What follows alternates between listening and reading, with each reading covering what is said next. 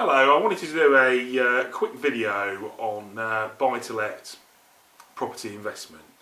Now the reason why I got into doing buy-to-let, which was about 8 years ago, was my mother had Alzheimer's, and we needed to pay care home fees, which were £2,500 a month, and the only way that I could do that was to do some buy-to-let investment properties. I sold my property and we did a few houses, and that got income which then allowed us to pay the care home fees.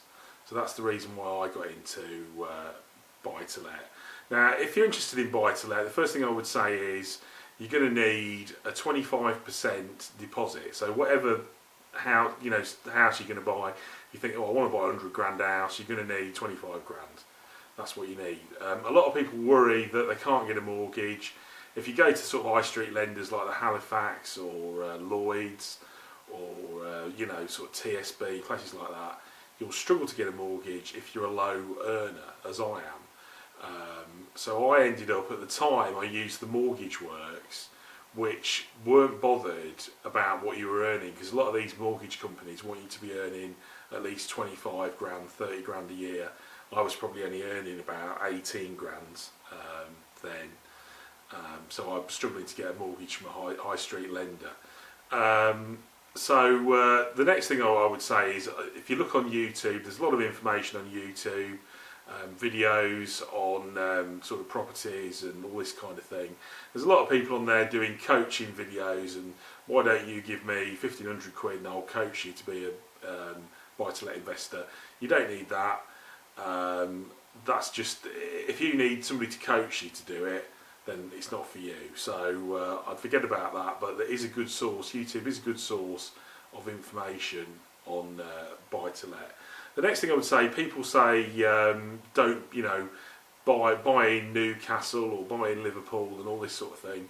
I would say buy a property that's near you. You know the area. You know if you've got problems and you need to go to the property, if you can sort of get there within half an hour. I would say, people always say, oh, buy miles away. I would say don't do that. Buy near you. I would always look on Rightmove for properties, go and view your properties, and the main thing is find out why the seller is selling the house. What is the reason? I bought a property that had been part exchanged with a builder, so somebody bought a new Kia home and they part exchanged their house, and so Kia was selling their house and they just wanted to shift it at all costs. And it was ever so cheap. I bought another house which the occupants had already bought one, so they had to sell. And I think by doing that and finding out the reason why they want to sell a house, you should be able to get a decent discount. And if you say that you're a buy-to-let investor, thinking about sort of 10 to 15% drop off the price, you sort of say not 10-15% off the price, you go, right, it's going to be for cash, I can complete the deal quick, I haven't got one to sell. To me that seems sort of logical. Do you know what I mean? The next thing I'll say is the type of property. I wouldn't mess about buying flats and places that are on lease. Forget about that. If you can buy houses where you hold the freehold, it's a lot better bet. The properties, think about who's going to live in the properties. Obviously, if you've got a 3-bed house, the chances are you're going to have kids in the house, which are going to cause damage. If you've got a 2-bed property, you might get a young professional couple, but then again, they might not be in there for long. After sort of 2 years, you might be reletting it, and that's what I found. I've got a 2-bed semi-detached property, and that's had more tenants come in and out than I've got a 3-bed detached property that's had less tenants come in and out, because they tend to stay longer. So that's worth sort of thinking about. As well as that, like properties, people say don't buy a bungalow. Now I know I bought a 3-bed detached house and I paid 141,000 for it, and it's currently worth about 200,000, and that was about 5 years ago, right?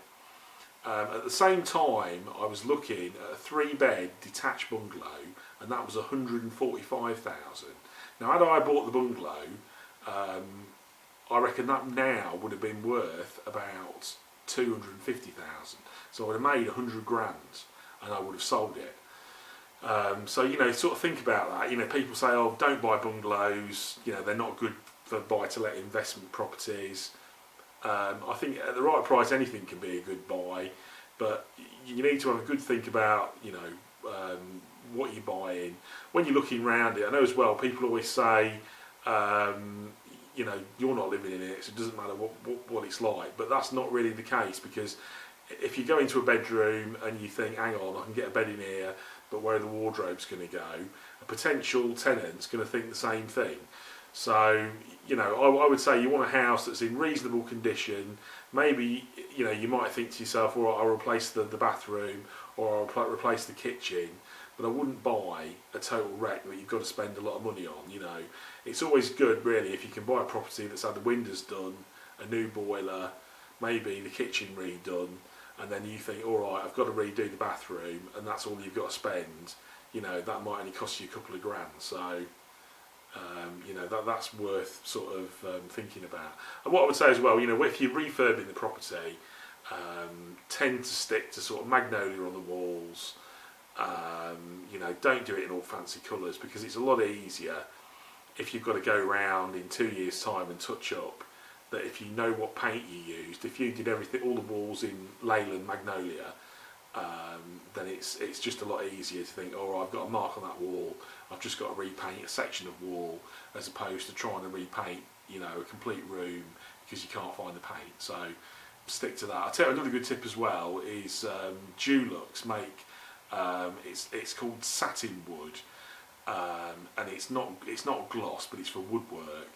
And that, if you've got to repaint, you tend to have to repaint these properties about every 5 years. You can just put that on with no undercoat, and it stays fairly white. So Dulux satin wood, I would use that. Typically, I always use a letting agent, because I always think you don't want a phone call at 1 o'clock in the morning saying, oh, you know, the boiler's not working or whatever. So use a letting agent. I know near us there's probably 4 or 5 letting agents, and they've all got similar fees apart from one of them. So the letting fees near me, this is in Bourne in Lincolnshire, they all charge around 7% plus VAT. Now, one of the letting agents charge 12% plus VAT. What that's all about, I don't know, but that's what you want to be looking at, 7% plus VAT. And what I'd say as well is the letting agents are always keen on doing the repairs, so they'll always say to you, oh, do you want us to do the repair, and then we'll knock it off the rent. And it's always extortionate. You know, they'll always say they'll get an electrician out to go and look at your property, and it's a 60 quid call out charge. So again, I know it's easier probably letting the letting agent deal with it, but it might be cheaper for you if it's big repairs. Look into it yourself. I know I had a fence, they rang me up and said, oh, your fence has blown down, we're looking at 600 quid for a new fence, and I was a bit dubious, and I went round to look at it, and all it needed was one post, which cost me 50 quid. The builder come round, put the post in, 50 quid as opposed to 600 quid. So don't trust your letting agents. And it's nice as well if you can get sort of trusted people that you can use, you know, like a trusted painter that you can use all the time, a good cleaner as well. You know, I found somebody locally who's really good at cleaning, you know, and he'll clean your whole house for sort of 100 quid, whereas some people are charging you 250 quid and this kind of thing. I'll tell you another good tip as well is that like cooker cleaning, you know, you'll get people who get somebody in to clean your cooker, and they'll charge you 60 quid to clean your cooker, right? Well, these little single ovens, you can buy one of them from IKEA or on eBay for 100 quid. So, you know, messing about, you know, every, whatever, 2 years, whatever, having an oven cleaned, you're probably better off every sort of 2, you know, 5 years, thinking, right, the oven's manky, I'll scrap it, and go and buy yourself a £100 oven and stick a new oven in. And then at least you can say to the tenants, oh well, you know, it's got a new oven. And what I would say as well, thinking about sort of buy-to-let properties, you're looking at, I reckon, repainting about every 5 years. Probably you know, new carpets and stuff like that, because the house will be a mess. You'll have good tenants, you'll have bad tenants. You know, like some of the tenants, where the letting agent will say to you, "Oh, this person's earning 35,000 a year, professional per person, blah blah blah," and you think, "Oh, great," as opposed to somebody that's probably earning 15,000 a year who's struggling. But it doesn't mean to say that the person who's on £35,000 a year is going to look after the house any better than the person who's on 15,000 a year. You know, it's just a complete nonsense. So just bear that in mind. If you are going to spend any money on refurb costs, I think a good thing to spend money on is hard floors. You know, if you can put like a tiled floor in a kitchen, laminate floors in bedrooms, laminate floors in lounges, that's a good way of spending your money, because you do tend to find that every 5 years you're replacing the carpet, whereas if you've got laminate down, you know, you sort of clean it, you don't have to do anything to it. So I would recommend that. Get your hard floors down, hard floors, laminate. Gardens, I've tried to avoid having grass and gardens, so all my gardens are maintenance free, gravel, slabs, because tenants don't like gardening. That's what I found. So you sort of come along to a garden, it's a mess, it's all overgrown, you've got to get a gardener in, so you're better off going, right, I bought an house, I'll make the garden maintenance free, you haven't got to do any gardening. Well, that's about it for now. I just thought I'd do a quick video. So, okay, thanks a lot. Bye.